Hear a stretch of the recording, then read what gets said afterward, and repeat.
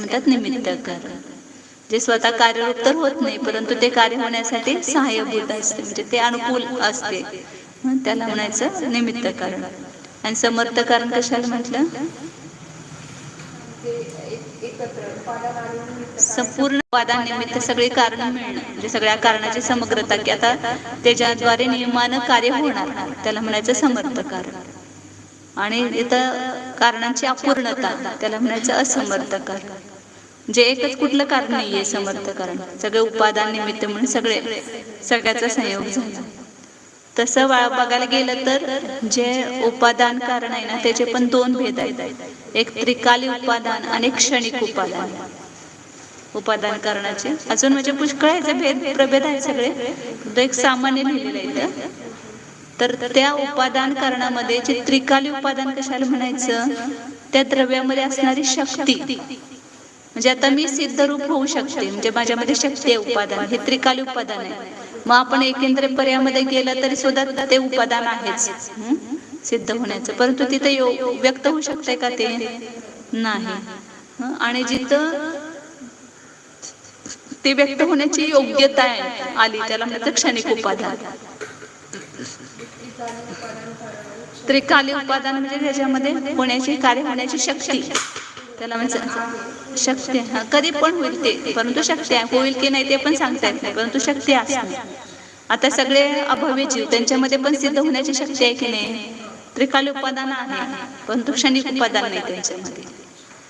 क्षणिक उपादान म्हणायचं तत्समयाची योग्यता, त्याला म्हणायचं क्षणिक उपादान. त्या समयाची कार्य होण्याची योग्यता.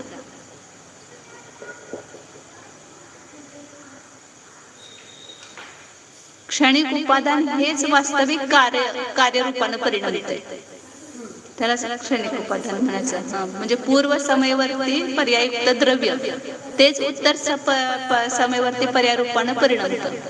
आता ज्या वेळेला आपल्याला सम्यक दर्शन एक कार्य घेऊ आपण, सम्यक दर्शन होणार आपल्या पर्यायामध्ये, तर त्याच्यापूर्वी काय होणार त्या ठिकाणी, की तो जीव त्या सगळ्या लब्धीमधून येणार, म्हणजे शोभशम लब्धी, विशुद्ध लब्धी, देशना लब्धी वगैरे असे सगळे सांगितले ना. म्हणजे त्याला तत्व ग्रहण करण्याची शक्ती प्राप्त होणार, त्याच्यानंतर त्याची कषाय मंद होणार, नंतर त्याला गुरुचा उपदेश प्राप्त होणं, त्याच्यानंतर तो स्वतः चिंतन करणार, हे प्राज्ञ लब्धी आहे. त्याच्यानंतर करण लब्धीमध्ये जातो, त्याला आपल्या स्वपर तत्वाचं स्वपर भेद विज्ञान करतो त्या ठिकाणी, ती करण लब्धी आहे. आणि त्या करण लब्धीचा जो शेवटचा समय येणार, त्याला म्हणतात अनिवृत्ती करण परिणामाचा अंतिम क्षण. तोच ते जो झाला जीव, तो पुढच्या समयात नियमानं सम्यक्त पर्यायरूपानं प्रगट होणार. परंतु तो अनिवृत्तीकरणाचा शेवटच्या समयाच्या त्याच्या अगोदरचा समय, तो त्याच्या शेवटच्या समयाचं उपादान कारण. पूर्व समयवर्ती पर्याय कारण आहे, उत्तर समयवर्ती पर्यायाचे आहे ते कार्य आहे. मग मिथ्या दर्शनाचा जो अंतिम क्षण आहे, त्यावेळेला त्या जीवाचे परिणाम कसे आहेत? अनिवृत्तीकरण म्हणजे शुद्धात्म्याच्या सन्मुख आहेत. शुद्धात्म्याचं चिंतन तो करतो, आणि त्याच्यानंतर तो निर्विकल्प अनुभूतीचा क्षण आला, की त्या ठिकाणी सम्यक दर्शन याची त्याला प्राप्ती झाली. व तो सम्यक दर्शन हे कार्य झालं, तर त्यावेळेला ते त्याच्या पूर्वी समयवरती जी पर्याय युक्त ते जीव आहे, तो त्याचं उपादान कारण झालं. त्याला क्षणिक उपादान म्हणायचं हे सांगितलं तुम्हाला.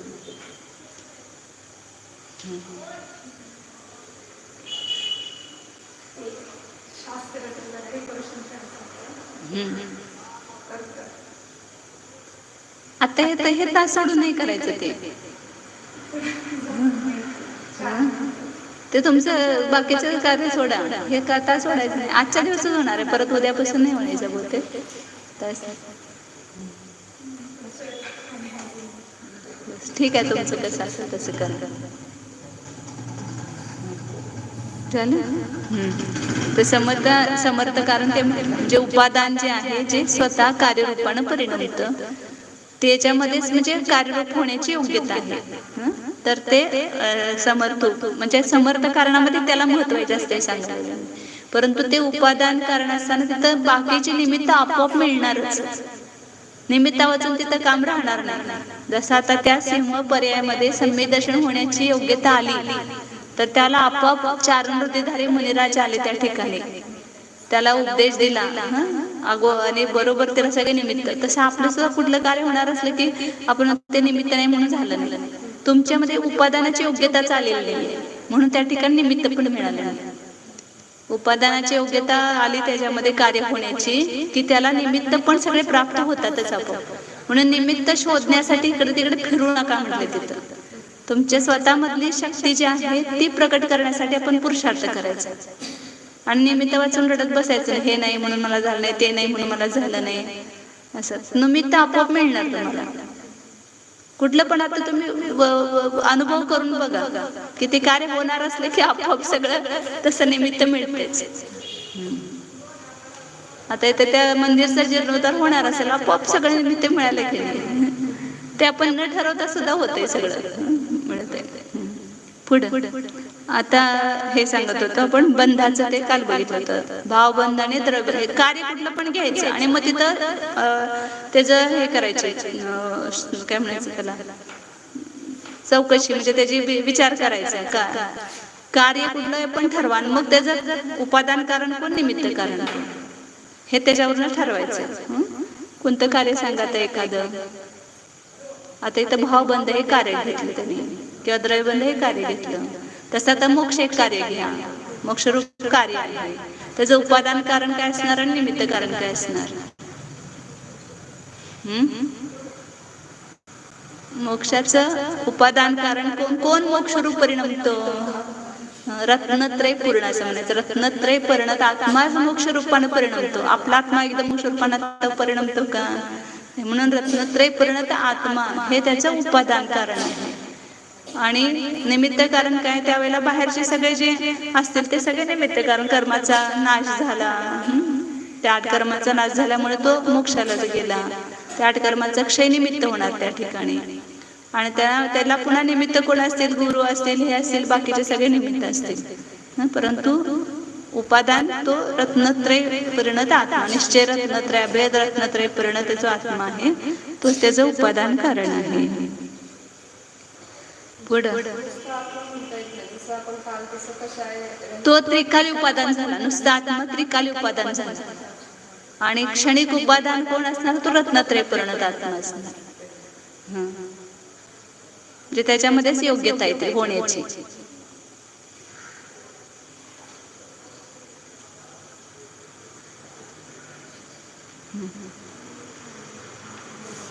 ते प्रत्येक काम करत असताना हे घटवायचं आपण. हे नुसते तर शिकायचं नाही.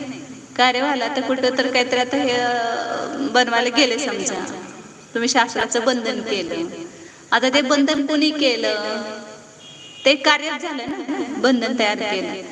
मग ते कुणी केलं, त्याचं आपण कोण आहे, निमित्त कारण. कारण का आपण त्या रूपाने परिणमलो का, बंधन रूपानं नाही परिणमलो. मग ते बंधन कापड जे आहे तेच त्या बंधन रूपानं परिणमलेलं आहे, म्हणजे तेच त्याचं उपादान कारण आहे. आणि त्याला बनवणारे जे आहेत ते सगळे कोण, त्याचे निमित्त कारण आहे. म्हणजे मी करता, निमित्त कारण जे आहे तो करता होत नाही, उपादान कारण आहे ते करता होतंय. या परिणामती स करता, जो परिणामतो तोच करता आहे, अशी व्याख्या आहे कर्त्याची. मग तिथं आपण त्या रूपाने परिणमलो नाही, मग आपण त्याचे कर्ते आहोत का, नाही. म्हणून प्रत्येक कार्यामध्ये आपण हे जर घटवा लागलो तर आपल्याला अकर्तृत्व रूपाने इतकी शांती मिळते की मी ह्याचा करताच नाहीये. तर मग मी ह्याचं श्रेय मी स्वतः घेऊन अभिमान का करू, मान कशासाठी करायचं. किंवा काम कोणी म्हटलं हे चांगलं झालं नाही, मी त्याचा करता नाहीच आहे तर मला म्हटलंच नाही, म्हणजे तिथं दुःख पण होणार नाही आणि आनंद पण होणार नाही. त्यामुळं रागद्वेषापासून आपण वाचतो. जो सिद्धांत समजतो ना तोच रागद्वेषाची निवृत्ती करू शकतो. ज्याला सिद्धांत माहित नाही, तत्व माहित नाही, तो रागद्वेषापासून वाचू शकत नाही. कारण नुसतं दाबून दाबून दाबून किती वेळ ठेवणार, करायचं नसतं कशा म्हणून मी गप्प बसलो नसतं. मग थोडा वेळ शांत बसणार, थोडा वेळ शांत बसणार, आणि कोणी काय म्हटलं की उपाळून येणारच ना ते.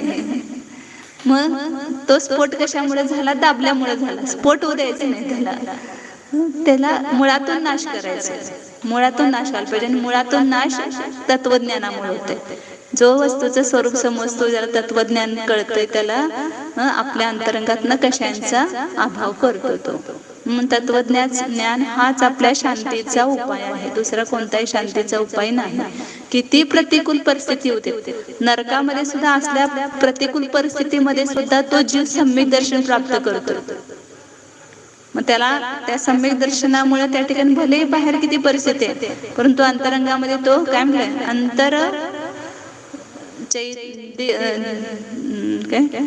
चिन्मूर्त दृगधारिकी मोहे लीरीती लगत है अटापटी बाहर नारक कृत दुःख भोगत अंतर सुखरस गटागटी. बाहेरून सगळं दुःख येत आहे, परिस्थिती अशी आहे, तर सुद्धा तो अंतरंगामध्ये आपलं ज्यावेळेला स्वरूप जाणतो, स्वप्रभेद विज्ञान करतो, त्यावेळेला त्याला अंतरंगामध्ये आनंद येतो. अशी ती ज्ञानीची अवस्था असते. पण प्रतिकूल परिस्थितीमध्ये हे जर त्याच्याजवळ औषध असेल तत्वज्ञान रूपी, तर तो शांतीनं जगू शकतो, दुःखाला हे करू शकतो. आता पुढं असं सगळं एक घडवायचं आपल्या ह्याच्यामध्ये. नृत्य केलं, कोण परिणमलं नृत्य रूपानं, शरीर परिणमलं, शरीराची हालचाल झाली की नाही. मग शरीराची हालचाल करणारा मी आहे का? मी तर जाणणार आहे, मी ज्ञान रूपानं परिणमतो. तुम्ही नाच करत असताना सुद्धा ज्ञान रूपानं परिणमन करत होता. अशी ऍक्शन करायची, हे बोळ आली की तशी ऍक्शन करायची. जाणत कोण होतं? जीव जाणत होत, आणि अंग हलत होते कुणाचे? शरीराचे.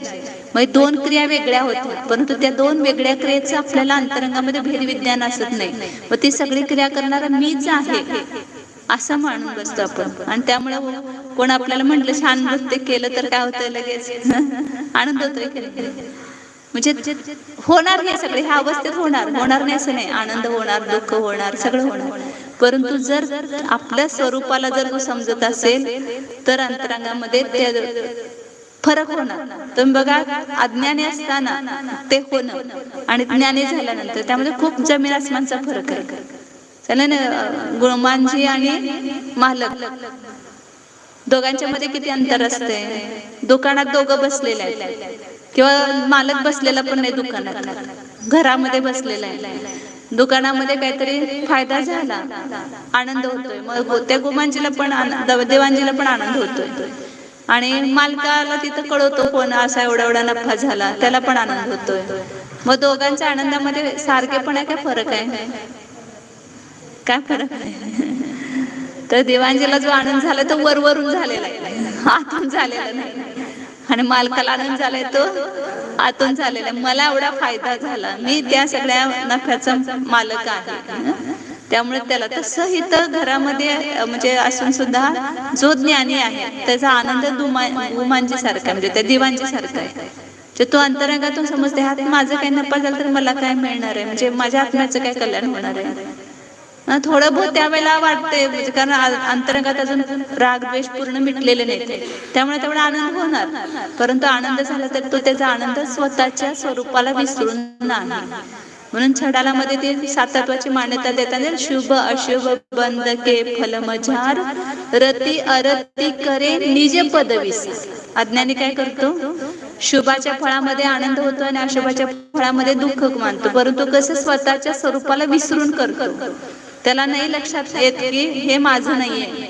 परंतु सम्यक दृष्टी जे करतो ते स्वतःच्या स्वरूपाला न विसरता ते आनंदित पण झाला तरी तो अंतरंगामध्ये त्याला जाणीव असते की आतलं माझं काही नाही, मी तर चैतन्य स्वरूप आत्मा आहे, हे सगळं माझा संयोग आहे, हा नष्ट होणार आहे, अध्रुव आहे, हे सगळे जाणीव त्याला अंतरंगातून असते त्या ठिकाणी.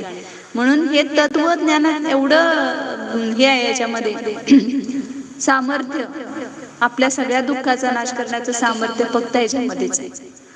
तत्वज्ञान म्हणजे फक्त शाब्दिक नव्हे, वास्तविक वस्तूच्या स्वरूपाला जाणलं तर त्याला तत्वज्ञान म्हणायचं. नुसतं शब्द पाठ केले, सगळ्या व्याख्या पाठ केल्या, परीक्षा दिल्या, नंबर आला, त्याच्यामध्ये बक्षीस मिळालं, हे शांतीचं कारण नाहीये. त्याला त्याचा भाव भासन अंतरंगामध्ये व्हायला पाहिजे. आपण तसं स्वरूपाला जाणायला पाहिजे, तत्वाला जाणायला पाहिजे.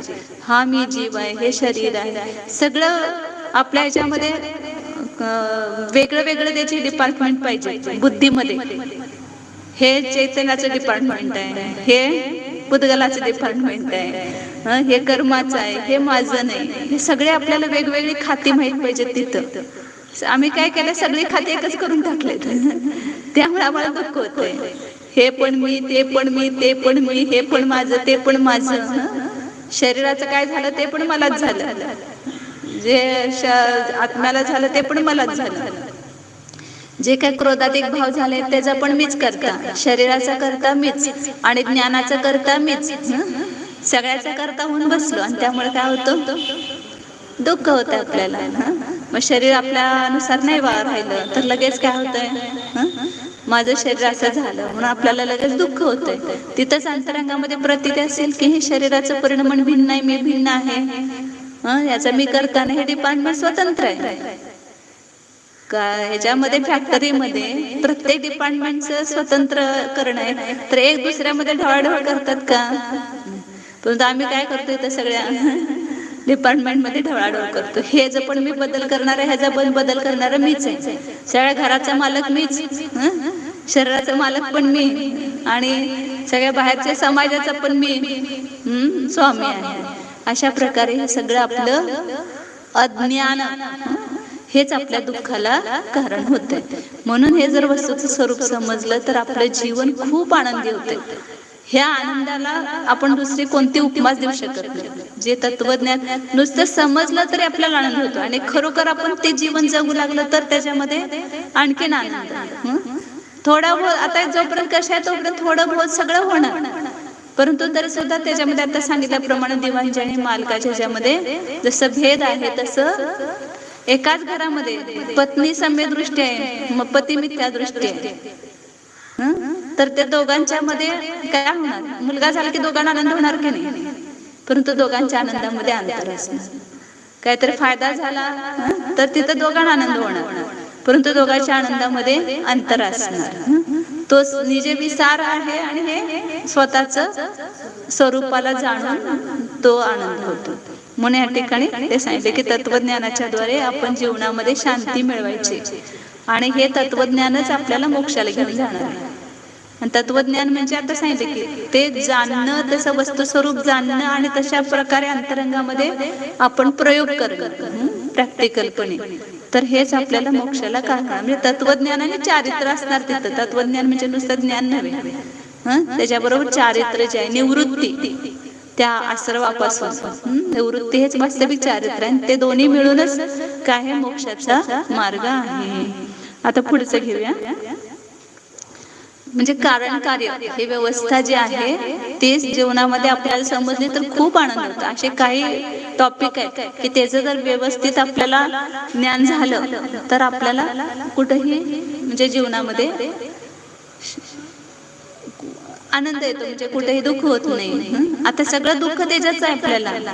तुम्ही घरात दोघी जण आहे आणि काम केलं तर काय होतं, तिनं काम केलं आणि समजा तुम्हाला काय तर म्हटलं की तुम्ही केलं आणि ती म्हटली मी केले म्हणून, लगेच राग येतोय की नाही. मी एवढं सगळं राबले आणि म्हटलं आपलं नाव केलं, येतोय की नाही आपल्याला. तर तिथंच मी करणारच नाही, अंतरंगातून असं एवढं आपल्याला अलिप्तता व्हायला पाहिजे की मी काही करणारा नाहीच. वास्तविक आपली बुद्धीचंच काम आपण करत असतो, परंतु हे सगळ्या बाहेरच्या ह्याचं कर्तृत्व आपण घेतो आणि त्यामुळे दुःखी असतो. म्हणजे सगळं जीवनामध्ये घटवायचं आपण प्रत्येक कार्य. मग त्याचं कारण कोण आहे, मी वास्तविक कारण आहे का त्याचं, असं विचारायचं स्वतःला. मी त्याचं वास्तविक कारणच नाही, मग मी का माझ्यावर श्रेय घेऊ. मी काही करणार नाही, मी फक्त जाणणार आहे. जाणणं हेच आपलं तिथं करत असताना आपण जाणणं हेच का, हे जाणणार आहे का आत्मा आहे ह्याच्यामध्ये, ह्याची जाणीव ठेवायची सतत. आणि तो मी आहे ह्याची जाणीव ठेवायची सतत. हे शरीराच्या क्रिया करणारं मी नाही, कारण शरीर हे स्वतंत्र द्रव्य आणि प्रत्यक्ष आपल्याला दिसते दोन द्रव्य वेगळी होताना. मग आता ते एक आहेत का, मेल्यानंतर आत्मा निघून जातो आणि शरीर इथं पडते, प्रत्यक्ष दिसतंय की नाही. मग आता ते दोन द्रव्य आहेत की नाही ते एकत्र, मग त्या एकत्र असताना मग ते बुद्धीमध्ये तरी दोन वेगळे वेगळे आपल्याला जाणीव द्यायला पाहिजे की हा चैतन्यमय आत्मा जो चैतन्याचा गोळा आहे तो मी आहे आणि शरीर मी नाही. म्हणून शरीराच्या क्रियेचा मी करता नाही, मी माझ्या ज्ञानाचा करता आहे. हे त्या कारण मी ज्ञान रूपाने परिणमतो. मी शरीर रूपानं परिणमत नाही, आणि शरीर ज्ञान रूपानं परिणमत नाही, म्हणून शरीर आपल्या ज्ञानाचा करता नाही. अशा रीतीनं हे खूप गहन आहे आपलं, इतकं तत्वज्ञान गहन आहे. जेवढं तुम्ही आत उतराल ना तेवढं आपल्याला आनंद मिळत राहतो. जेवढं आपण त्या तत्वामध्ये अंतरामध्ये शिरत राहू तेवढा आपल्याला अधिक आनंद प्राप्त होत राहतो. म्हणून हा आनंद लुटायचा आपल्या जीवनात. हे सगळे आनंद आपण खूप लुटलेत. हे सगळं बाह्य हे करणं ते करणं ठीक आहे, तेवढं प्रभावण्यासाठी ह्याच्यासाठी केलं, परंतु इतकी अलिप्तता त्याच्यापासून आपल्याला व्हायला पाहिजे की जे आजपर्यंत आपण केलं नाही आणि जो आनंद आपल्याला आजपर्यंत मिळाला नाही तो आनंद आपल्याला आज मिळवायचा. हे किती भावात सगळं केलेलं आहे, आपण ह्या भावात पण केलंय, पूर्वींच्या सगळ्या भावामध्ये सुद्धा सगळं केलेलं आहे. हे करायचं, शिल्लक राहिले तेवढंच करायचं. आता पुढं कर्माच्या उदयादी अवस्थांचे स्वरूप सांगतात. 173 नंबरचा प्रश्न आहे. वाचा. संस्कृतीचे तुम्ही तुमचं नाव काय वाचा. वाचा की.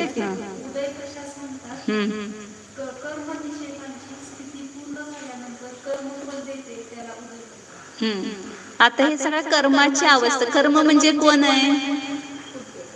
पुद्गल आहे. कोण परिणमले कर्मरूपानं? कारमान वर्गना. मग ते आता आहेत का नाही त्याचं अस्तित्व जाणायचं. आहेत, शेजारी आहेत आपल्या. कोण आहेत ते? शेजारी. परंतु असे शेजारी की दुष्ट आपल्याला थोडं बहुत चांगलं पण वागतात कधी का चांगलं वागतात म्हणजे आपल्याला पुण्याचं फळ देतात ना, त्यावेळेला आपल्याला ते खूप आवडतात. आणि मग असं त्रास द्यायला लागलं की काय माझ्या कर्माचा उद्या कुठला आलाय कोणास ठाऊक. मग त्याच्यावर काय करतो, सगळे खडे फोडतो. ज्यावेळेला त्रास व्हायला लागला की म्हणजे पाप कर्म आवडत नाही आपल्याला, पुण्यकर्म आवडते. परंतु सगळे जे आम्ही असे परिणाम करतो की ज्याच्यामुळे पाप कर्मांचाच अधिक बंध होतो ह्या जीवाला. मग ते सांगितलं उदय कशाला म्हणायचं, ते कारमान वर्गना कर्मरूप झाली. कधी ज्याला जीव कशारूप परिणाम करतो त्याला ते कारमान वर्गना कर्मरूपानं परिणमले. मग उदय लगेच येतो का त्याचा? नाहीये. मग ज्या वेळेला त्याचा आबादा एक म्हणतात, आबादा एक शब्द येईल कुठं तर पुढं, म्हणजे अमुक स्थिती बांधल्यानंतर एवढी आबादा राहणार असं त्याचं हे ठरलेलं असते. पिरियड. जसं आता कर्ज घेतलं तुम्ही तर तुम्हाला एक पिरियड दिला असतो की 6 महिन्यानंतर तुम्ही हे फेडायला सुरुवात करायची.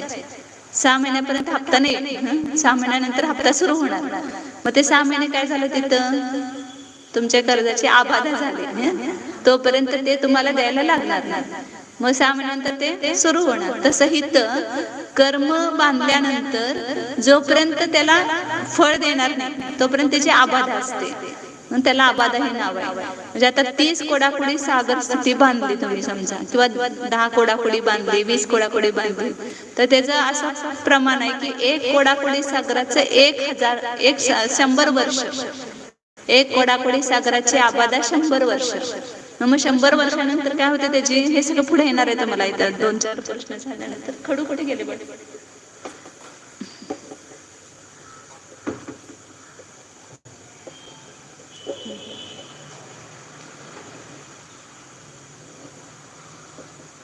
म्हणजे आपण ज्याला कर्मबंध आता प्रत्येक समयाला करतो, आता ह्या समयात कर्मबंध केला तर ह्या समयात आता वर्तमान समय आहे, बंद केला तर ते जे आता आपण बंद केलं त्याची निषेक रचना होते. म्हणजे ते कर्म अमुक समयात एवढं फळ देणार, त्याच्यानंतर एवढे कर्म उदयाला येणार. म्हणजे जेवढे आपण अनंतानंत प्रत्येक समयाला बांधतो ते एकदम उदयाला येत नाही. त्याची जी स्थिती बांधलेली असते ना तेवढ्या स्थिती काळापर्यंत ते सतत उदयाला येत राहतात. म्हणजे आबादा संपल्यानंतर त्याला म्हणतात. म्हणजे आता ह्या समयात आम्ही कर्म बांधलं तर त्याची आबादा असते. जे आता जसं सांगितलं की 1 कोडाकोडी बांधलं तर 100 वर्षाचे जे समय असतील ना ते सोडायचे, आणि मग त्याच्या पुढून त्याची काय होणार, इथून निषेक रचना चालू होणार. म्हणजे ते जे बांधलेलं आहे ना त्यातलं थोडं थोडं उदयाला येणार सुरू होणार. हे त्यालाच ठरलेलं असतं कधी बांधलं त्याच वेळेला की 100 वर्षानंतर ह्यातले एवढे परमाणू उदयाला येणार. त्याच्यानंतर नाही हे उदय, हे निषेक रचना म्हणायचं. निषेक रचनाचं याला म्हणजे तिथं ते सगळं हे ऑटोमॅटिक सगळं ठरलेलं असतं की ह्या समयात बांधलेलं कर्म इथं एवढं उदयाला येणार, तर तोपर्यंत येणार नाही 100 वर्षापर्यंत एक पण परमाणू. मग नंतर त्याच्या दुसऱ्या समयात तेवढे येणार. आता पुढे तर ह्याच्यात दिलंय रचना थोडी. तिसऱ्या समयात एवढे येणार. चौथ्या समयात हे मी निषेकांची पंक्ती कर्मांची पंक्ती केली आहे. हे ग्रुप आहे कर्मांचा. अनंतानंतच आहे ते पण प्रत्येक समयात उदयाला येणार आहे. असं जेवढं त्या समयात मी बांधलं होतं ना त्याची अशी निषेक रचना होते. अशी आकार वगैरे होत नाही, परंतु समयाच्या अपेक्षेने ह्या समयात जास्त आलं, दुसऱ्या समयात कमी आलं, तिसऱ्या समयात त्याच्यापेक्षा कमी, चौथ्या समयात त्याच्यापेक्षा कमी, असं एक वडापोळी सागरापर्यंत हे लाईन होणार बघा. त्याची 100 वर्ष सोडून एक वडापोळी सागर वजा 100 वर्ष करा. तेवढ्याचे जेवढे समय होतील तेवढी ही कर्मांची पंक्ती साखळी हे होणार. जे कोडाकोडी सागरामध्ये किती भाव होणार बघा आपल्याला. कोडाकोडी सागर म्हणजे स्वर्गातले तर जास्तीत जास्त सागर किती आहे? 31 सागर आहे. आणि एक कोडाकोडी सागरामध्ये किती भाव होणार? जे तेवढ्या भावापर्यंत आपण हे भोगत राहत असतो. असं 70 कोडाकोडी सागर, 30 कोडाकोडी सागर अशी ही निषेक रचना असते. मग ती सगळी लाईन लागलेलीच आहे त्याची. मग हे एका समयात बांधलेलं, असं दुसऱ्या समयात बांधलेलं, तिसऱ्या समयात बांधलेलं, हे सगळे अशी निषेक रचना होतच राहते. म्हणजे त्याच्यामध्ये हे ह्या समयात एवढे कर्म उदयाला येणार. हे उदय रूप असं नसतं. मग हे 100 वर्ष गेल्यानंतर उदयाला येणार. मग त्याच्यानंतर अनेक समय गेल्यानंतर हे उदयाला येणार. असं ते एका समयात बांधलेलं पण हे असं अनेक समयात फेडणार. एका समयात फेडणार नाही. एका समयात बांधलेलं अनेक समयापर्यंत उद्याला येत राहणार. म्हणजे आपण एकदा कर्ज घेतलं समजा कोणाचं, त्याचे हप्ते अनेक भरावे लागतात ना. एकदमच काढलं ते, परंतु हप्ते किती झाले त्याचे? 25 हप्ते झाले. म्हणजे तेवढं ते 25 वेळा फेडलं पण एका वेळा घेतलेलाच. आणि अनेक समयात बांधलेलं एका समयात फेडतो. एका समयात हा सिद्धांत आहे. एका समयात बांधलेलं कर्म अनेक समयात फेडलं पण. आता ह्या एका समयात फक्त एवढंच फेडतोय का आपण? त्याच्या अगोदरच्या समयात बांधलेलं, त्याच्या अगोदरच्या समयात बांधलेलं, त्याच्या अगोदरच्या समयात बांधलेलं, त्याचे पण हप्ते फेडणं चालूच आहे. एकाकडनं कर्ज काढलं नाही मी, 10 कडनं कर्ज काढलं, मग त्याचा एक हप्ता, त्याचा एक हप्ता, त्याचा एक हप्ता, असे 10 हप्ते फेडतोय. मग ते एका वेळेला घेतलेलं आहे का? वेगवेगळं घेतलेलं आहे ना. ते वेगवेगळं घेतलंय, परंतु 10 हप्ते एकाच वेळा फेडतोय आपण. तसं तर ह्या एका समयात हे एकच उदयाला येत नाही. त्याच्या पूर्वीच्या समयात बांधलेलं पण निषेक, त्याच्या पूर्वीच्या समयात बांधलेलं निषेक, असं कितीतरी समय प्रबद्धाचे थोडं मिळून हा पूर्ण पुन्हा एक समय प्रबद्ध होतोय. जसं आता एकाची वाटणी एवढ्या झाली की नाही, एका समय प्रबद्ध म्हणतात त्याला. एका समय प्रबद्धाची वाटणी अनेक समयात झाली. आता हिथं ह्या समयात जीव ज्यावेळेला जाणार, हिथं उदयाला येणार, त्यावेळेला हे एकच उदयाला येणार नाही. त्याच्या सगळ्या पूर्वीच्या समयात सगळं बांधलेलं असं मिळून पुन्हा हिथं एक समय प्रबद्ध तयार होणार. म्हणजे एवढंच जे असं पसरलंय की नाही, तसंच हे पूर्वीच्या अनेक समयात इथं बांधलेल्यातलं ह्यातला हा पहिला हप्ता आहे. त्याच्या अगोदरच्या बांधलेल्यातला दुसरा हप्ता आहे. त्याच्या अगोदरच्या समयात बांधलेलाचा तिसरा हप्ता आहे. त्याच्या अगोदरच्या समयात बांधलेलाचा चौथा हप्ता आहे. असे सगळे हप्ते मिळून एका समयात जेवढं काढलं होतं तेवढं सगळं आपण फेडतो. म्हणून त्याला म्हणतात एका समयात बांधलेला अनेक समयात फेडतो आणि अनेक समयात बांधलेलं एका समयात फेडतो. असे कर्माचं थोडक्यात सिद्धांत आहे. खूप कर्म इतकं छान वाटतं ना, कर्मयोग पण शिकायला लागलं की कसं म्हणजे वास्तविकता आपल्याला लक्षात येते. हे कर्म काय फक्त काल्पनिक नाहीये गोष्ट, हे वास्तविक आहे सगळे. तर उदय सांगितलं तर ह्या समयात त्याचं काय झाली, स्थिती संपूर्ण झाली. बंद झाल्यानंतर, आबादा संपल्यानंतर ह्या कर्माची स्थिती संपली. आता आपण 30 कोडाकोडी सागर बांधलं म्हटलं तर त्यावेळेला बांधलेल्या सगळ्या परमाणूमध्ये 30 कोडाकोडी सागर नसते. ह्या शेवटी उद्याला येणार ना, त्याची फक्त 30 कोडाकोडी सागर स्थिती झाली. एका समयात आपण बांधलं, त्या सगळ्या कर्माची स्थिती सारखी नसते. आता थोडक्यात उदाहरण छोटं घेऊया. 48 समय आहेत म्हणून समजूया. तर त्या 48 समयामध्ये ह्याचं वाटणी झाली की पहिल्या समयात 512 निषेक येणार उदयाला, 563 पैकी. दुसऱ्या समयात 448 येणार, 480 येणार.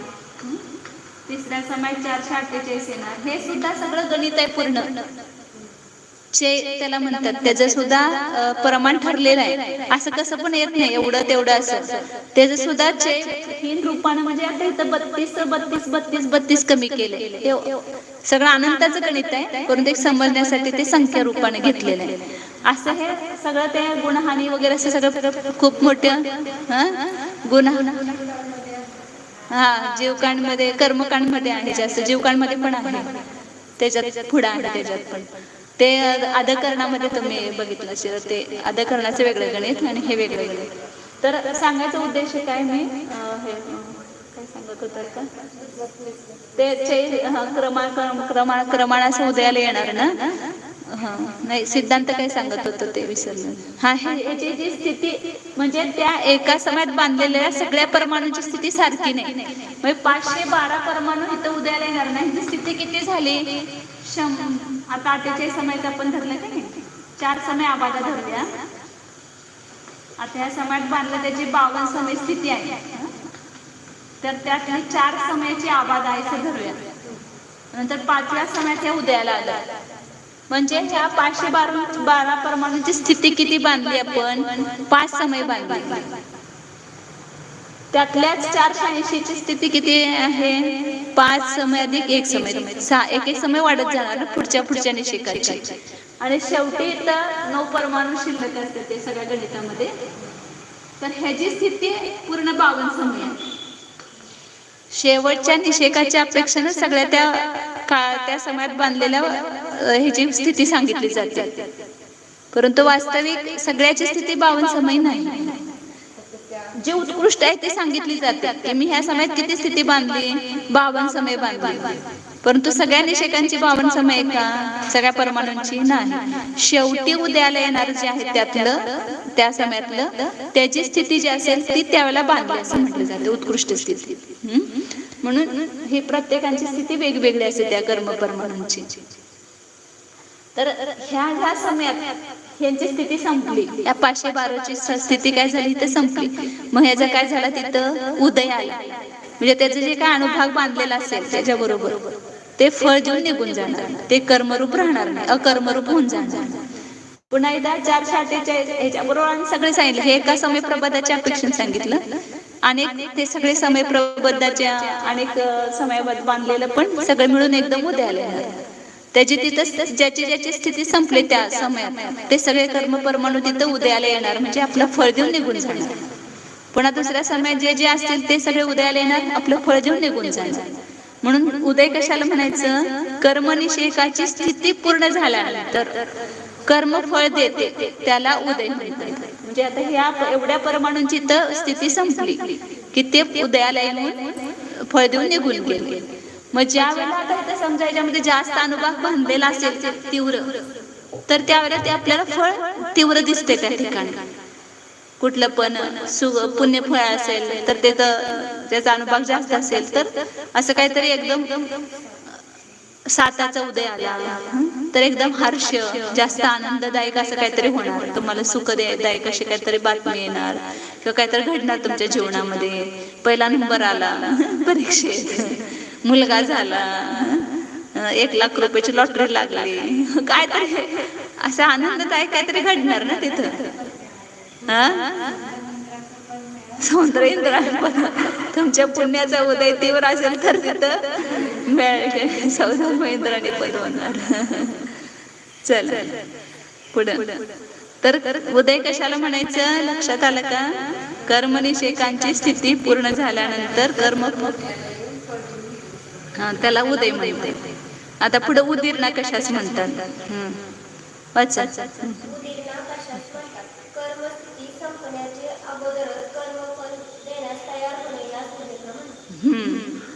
आता हे तर सांगितलं, हे ओळीनं हे तर बांधलं त्यावेळेला हे सगळ्यांचे ठरलेले काय म्हणायचं त्याला, तुमचं आता आपण कुठलं तर काम दिलं तर ठरवतो ना, 1 तास तुम्ही यायचं, मग त्याच्यानंतर 2 तासांत तुम्ही यायचं, 3 तासानंतर तुम्ही यायचं, असं आपण 24 तासाचं समजा जाप्याच्या आपण सगळ्यांच्या पाळ्या आखल्या, परंतु कुणाला तर काय झालं, त्यावेळेस जमत नाही. मग काय करतो मी, दुपारी येणार होतो 3 ते 4, परंतु मी 10 ते 11 करतो. अगोदर येत आहे का नाही तुम्ही, मग तुमचे उदीर्ण झाले ते, त्याला म्हणायचं उदीर्ण. म्हणजे त्यांची कर्मस्थिती आता ही तर वर इथं उद्याला येणार होतं. आता हे ह्याची स्थिती किती 48 घेतली ना आपण, म्हणजे 52 समय घेतली ना. मग आता हे समजा इथं 20व्या समयात येणार होतं उदयाला, परंतु त्याची उदीर्ण झाली आणि ते पण पूर्णची होत नसते, ह्यातल्या थोड्या परमाणूंची होते. आणि ते थोडे परमाणू काय झाले आता ह्या वर्तमान समयामध्ये उदीर्ण झाली, म्हणजे त्याला अपकर्षण म्हणतात. स्थिती कमी होणं, ते आता पुढे येते अपकर्षण होणं. ते अपकर्षण झालं आणि ते उदयामध्ये आलं म्हणून त्याला उदीर्ण म्हणायचे. अपकर्षण ही सामान्य संज्ञा आहे. वरचे खाली येणं म्हणजे वरच्या स्थितीतले परमाणू खालच्या स्थितीमध्ये येणं, त्याला म्हणायचं अपकर्षण, स्थिती कमी होणं. परंतु ती स्थिती एवढी कमी झाली की ती आपल्या उदयावलीमध्येच आले. समजा ते आता आपली उदयाचा जो समय आहे तेवढ्यापर्यंतच्या समयामध्ये ते अपकर्षण होऊन तिथं आले, तर त्याला उदीर्ण आहे नाव. उदयावली समय आहे, संज्ञा आहे. आता इथं ह्या वर्तमान समयापासून अवली जगनियुक्त संख्या, तुमचं सगळं गणित बुडालं 2 दिवस. खूप चांगलं गणित, म्हणजे तुम्हाला ते नेहमीसाठी उपयोगी गणित होतं सगळं. म्हटलं किती चांगलं आलं होतं सगळं, महाकुंड हे ते सगळं झालं. हा बघा, खरंच बघा 2 दिवसाचं संख्यात असंख्यात आणि ते खूप बेस आहे तो सगळ्या गणिताचा. ते जर कळालं की आपल्याला संख्या सगळ्या समजायला लागतात मग थोडं. मग हे अवली म्हणतात त्याला, जगनियुक्त संख्या समयांची अवली. म्हणजे एवढे समयाचे एक ग्रुप घेतला, ह्याला उदय समयापासून ते अवली समयापर्यंतचे जे समय आहेत त्याचं नाव आहे उदयावली. उदय. आणि हा कर्मसिद्धांताचा नियम आहे की त्या उदयावलीमध्ये हितून जे अवलीपर्यंत जे निषेक आहेत त्याच्यामध्ये अपकर्षण उत्कर्षण काही होत नाही, बदल होत नाही. हे नियमानं उदयाला येणारच असे. परंतु ह्याच्यावरचे जे निषेक आहेत त्याच्यामध्ये अपकर्षण उत्कर्षण सगळं होऊ शकते. तर ह्याचं अपकर्षण करून आपण हिथं देऊ शकतोय उदयावलीमध्ये. हिथून बाहेर जाऊ शकत नाही, ते बाहेरच्या इथं येऊ शकतात. मग हे बाहेरचे परमाणू उदयावलीमध्ये आले तर त्याची उदीर्ण झाली म्हणायचं, म्हणजे ते नियमानं उदयाला येणारच. तर इथले इथं दिले तर त्याचं केवढं अपकर्षण नाव आहे. आणि ह्या समयातले एकदम उदयावलीमध्ये दिलं की त्याचे उदीर्ण हे संज्ञा. बरेच लोकांना अपकर्षण आणि उदीर्णामध्ये काय फरक आहे ते लक्षात येत नाही, की वरच्या स्थितीतले परमाणू उदयावलीमध्ये अपकर्षित होऊन उदयावलीमध्ये आले तर त्याला उदीर्ण ही संज्ञा. आणि ते उदयावलीच्या वर दिलेले जे परमाणू त्यांचे फक्त अपकर्षण संज्ञा. उदयावलीच्या बाहेरचे निषेकातले परमाणू उदयावलीमध्ये अपकर्षित करून दिले तर त्याला म्हणायचं उदीर्ण. म्हणजे इथं त्याची 20 समयामध्ये संपणार होती, परंतु ती आता 20 समय कमी झाले त्याचे आणि त्या पहिल्या समयातच उदयाला आले, किंवा दुसऱ्या समयात येणार, किंवा तिसऱ्या समयात, चौथ्या समयात, तरी त्याची उदीर्ण संज्ञा. आता वर्तमान समयापासून एक अवली कालापर्यंतचे जे निषेक आहे किंवा जे समयाची पंक्ती आहे म्हणा ती उदयावली त्याला म्हणायचं. समूह आपण एवढं बोलूपर्यंत पण उदयावली संपली आपली. पुढे जाते ती संपली म्हणजे काही एकदम पूर्ण संपत नाही. आता हा समय गेला तर उदयावली इथून इथं होणार. जसं आता आपण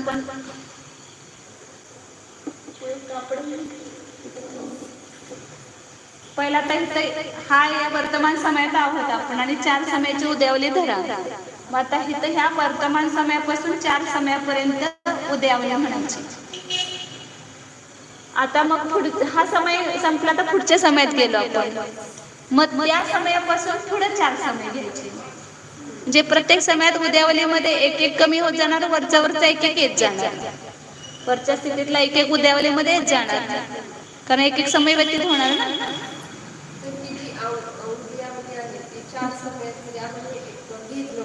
तर वास्तविक किती आहे? जगन्युक्ता संख्यात, त्या दिवशी सांगितलं होतं श्रद्धा लक्षात. जगन्युक्ता संख्यात समय जे संख्याताचं जे प्रमाण आहे तेवढ्या समयांच्या समूहाला एक आवली म्हणतात. हे समजण्यासाठी 4 उदाहरण घेतलं आपण. असंख्यात समयांची एक आवली असते. आता ह्या वर्तमान समयापासून जगन्युक्ता संख्यात प्रमाण समय जायचे तिथपर्यंत त्याला एक आवली म्हणायची, उदयावली. एका आवलीमध्ये समय किती असतात?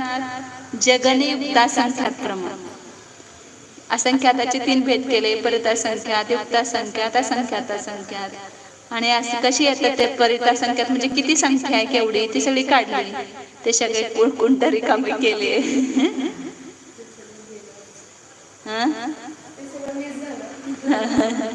आता तरी शिस्तीत बसून ऐकून लिहून काढा, वहीत लिहून काढा म्हणजे लक्षात येते सगळं. तसं तुम्ही पण नाही, त्यांनी पण नाही, कोणाला गणिताला श्रद्धा एक दिवस बसली, दुसऱ्या दिवशी बसणं. हा चला पुढं. उदय आणि उदीर्ण. हा झालं. 2 लक्षात आलं. उदय कशाला म्हणतात आणि उदीर्ण कशाला म्हणतात. कर्मस्थिती संपण्याच्या अगोदरच म्हणजे 20व्यात देणार होतं ते अगोदरच पहिल्या समयात, दुसऱ्या किंवा चौथ्या समयापर्यंत कुठं पण घ्या उदयावलीमध्ये ते येणार, तर त्याला म्हणायचं उदीर्ण. उदाहरण आपण देतो ना, जांबा 4 दिवसांनी पिकणार होता, परंतु त्याला आपण गरम ह्याच्यामध्ये ठेवला तर तो 2 दिवसातच पिकला. तर ते काय झालं, त्याचं उदय 4 दिवसानं होता, 8 दिवसानं होता, परंतु तो अगोदरच झाला.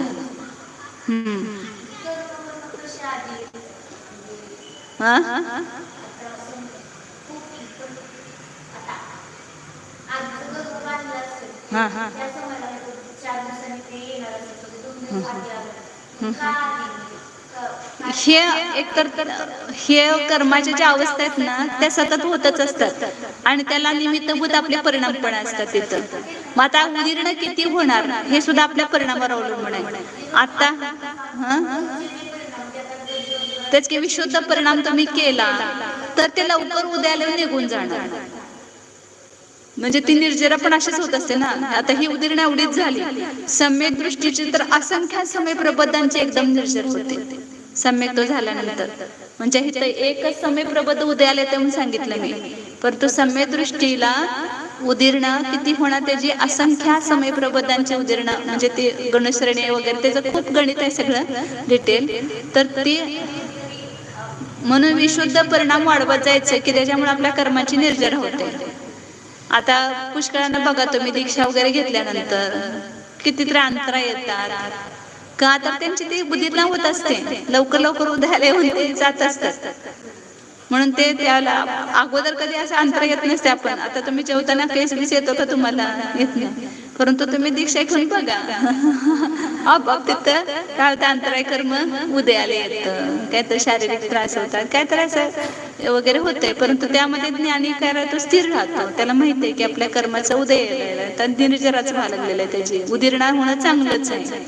कधी पण जास्त आपण सगळं धार्मिक करायला लागलो आणि आपल्याला एखाद्या संकट आलं समजा, तर उलट आपण समजायला पाहिजे की आपल्या ह्या विशुद्ध परिणामामुळे ते कर्म उदयाला येऊन निघून चालले, निर्जर होऊन चाललेले. म्हणजे उदीर्ण अपकर्षण आहे जसं ते विशुद्ध परिणाम कारण सांगितलेले आहेत. कर्ज फिटणं चांगलंच आहे ना. हा चल. हा म्हणून तर तप करतात ना म्हणे. तप कशासाठी करतात की ते निर्जरा करून टाकायचे. असंख्य समय प्रबोधांचे लवकर लवकर निर्जरा होत जाऊ देतात असं. उपशम कशास म्हणतात? द्रव्य क्षेत्र काल व भाव यांचे निमित्त असता कर्माच्या फलदान शक्तीचा उद्भव न होणे यास उपशम म्हणतात.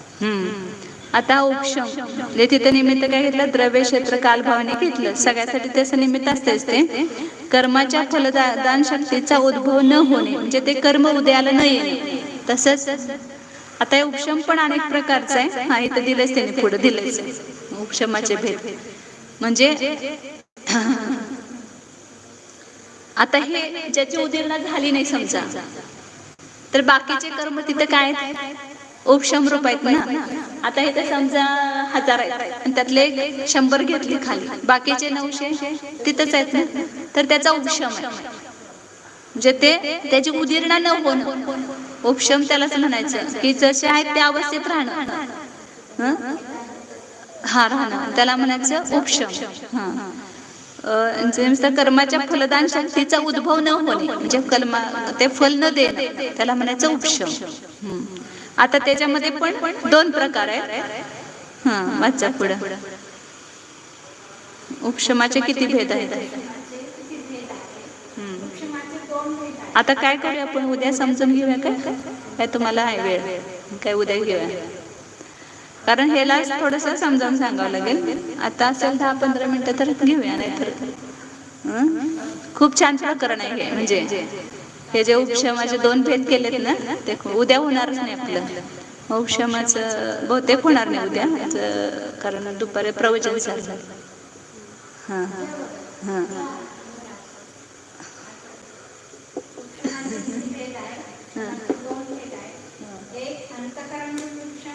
अंतकरण आहे, अंतरकरण.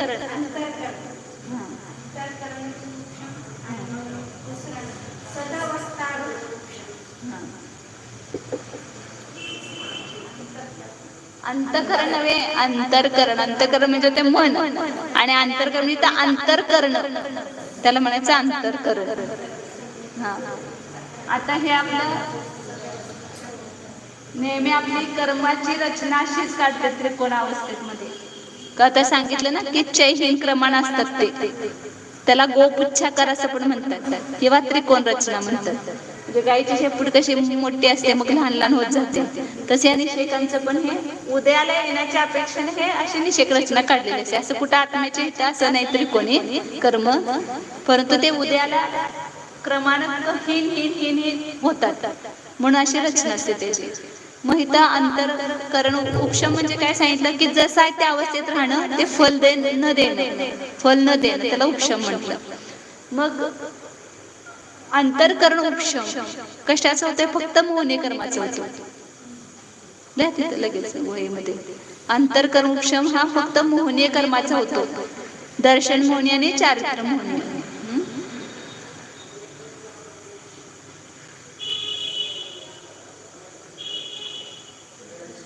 मग आता हे सगळे हे निषेध रचना आहे समजा इथं, हे सगळे उद्याला येणार हे कर्म.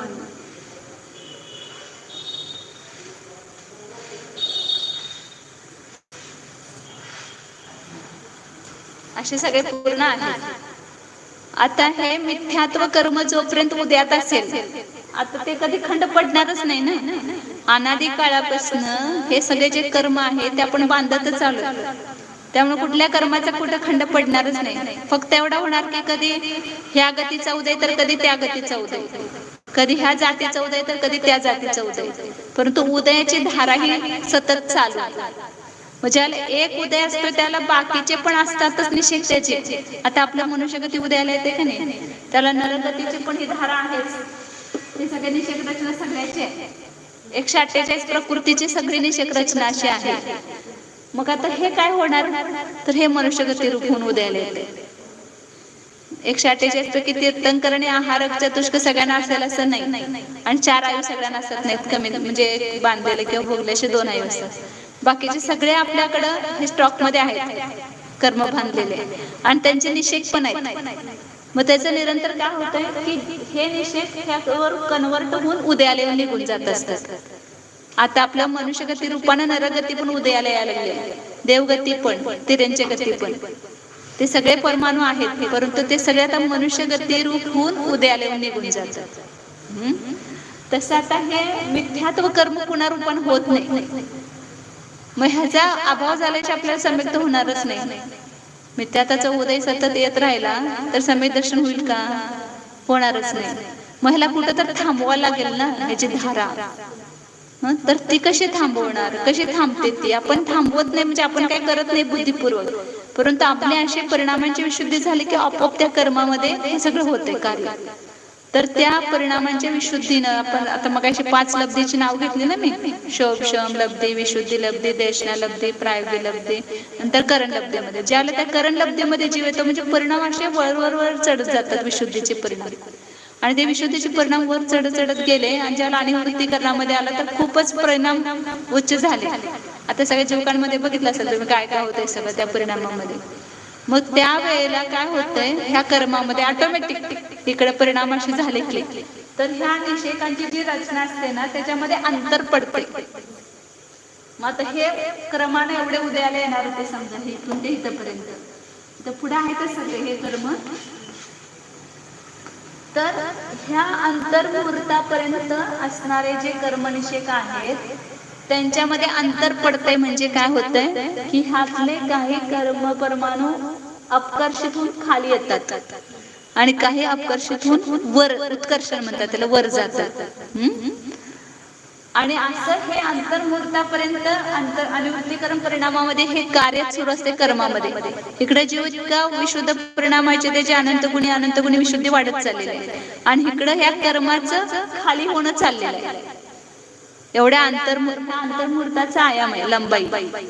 तर ह्या अंतर्मुहूर्तापर्यंतचे निषेध काय होतात, सगळे एक अंतर्मुहूर्तामध्ये संपतात. म्हणजे आता ह्या उदयात ह्या काळात कोणते उदयाला योग्य राहत नाहीत. ते अगोदर उदयाला येऊन जातात किंवा पुढे उदयाला येणार असं त्याचं उत्कर्षण. बंद पण सुरू आहे ना मिथ्यात्वाचा. एवढे विशुद्ध परिणाम असताना सुद्धा मिथ्यात्वाचा अजून बंद चालूच आहे, कारण मिथ्यात्वाच्या उदयामध्ये मिथ्यात्वाचा बंद होतोच नियमानं. त्यामुळं हे दोन्ही कार्य चालू. मग हे अंतर्मुहूर्त व्हायला लागतंय का, हे इथं ह्या काळामधले सगळे परमाणू खालीवर व्हायला. मग खालीवर झाल्यानंतर मग काय होतंय की अंतर्मुहूर्त अजून अनिवृत्तीकरणाचा राहिलेला असतोय. त्या काळामध्ये आता हे जे पुढं गेलेले आहेत ह्यांना उदयाला उदीरणेला योग्य न होऊन, आता आपण उदीरणा बघितली, वरचे परमाणू त्या उद्यावलीमध्ये आले की त्याचं उदय येणार. आता हे खाली तर केलं त्याने समय, हे सगळे जागा रिकामी केली, परंतु जर उदीरणा झाली तर काय होणार, मिथ्यात्वाची पुन्हा ते उदयाला येतील ना. मग ते उदयाला येण्यायोग्य न करणं, उदीरणेला अयोग्य बनवणं, त्याला म्हणायचं अंतर्करण उपशम. नमस्ते. हाँ नहीं अभी बंद करेंगे, आप नहीं आए थे इसलिए चल.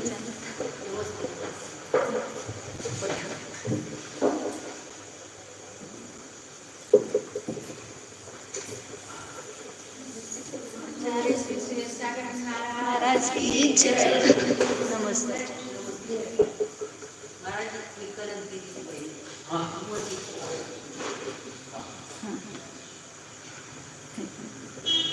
तर आता आपला उपशम करूया, उपशमाचा उपशम करूया थोडासा. आता लक्षात आहे, परत सांगूया त्यावेळेला पुढच्या वेळेला घेताना. खूप इंटरेस्टिंग विषय आहे.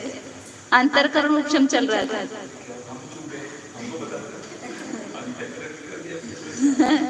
अंतर कर दिया.